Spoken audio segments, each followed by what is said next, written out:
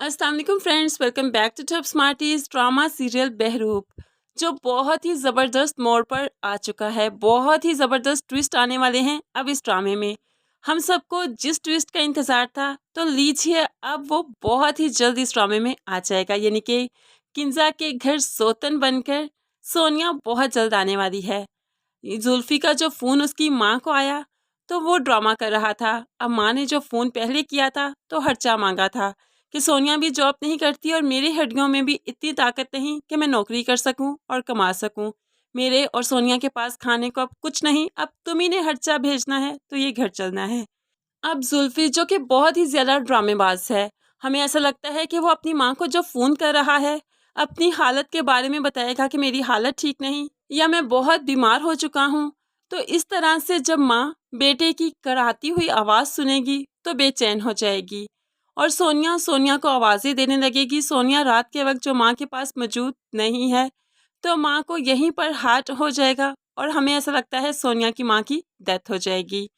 अब यहाँ पर सोनिया बिल्कुल अकेली रह गई। सुहेल से ये किसी तरह से बर्दाश्त नहीं कि सोनिया अकेली रहे, तो सुहेल उसे अपना नाम देते हुए उसे सहारा देगा, उसे निकाह कर लेगा और उसे किंजा की सौतन बनाकर आहर कर घर में ले ही जाएगा।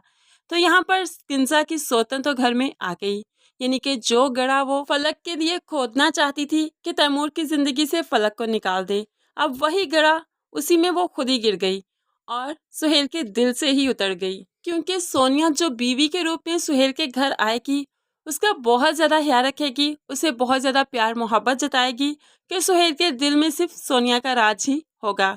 दूसरी तरफ हम ये देखेंगे कि अब किंजा ने भला फुसलाकर तैमूर को इस बात पर आमादा कर ही दिया कि वो फलक को आहर कर छोड़ने उसके खाला के घर जाने को तैयार है। लेकिन यहाँ पर हमें ऐसा लगता है कि फलक प्रेग्नेंट हो जाएगी। फलक की प्रेगनेंसी के बारे में देखकर तैमूर कभी भी फलक को खुद से जुदा नहीं करेगा, तो ये भी तो बॉम्ब किंजा के सर पर ही फूटेगा।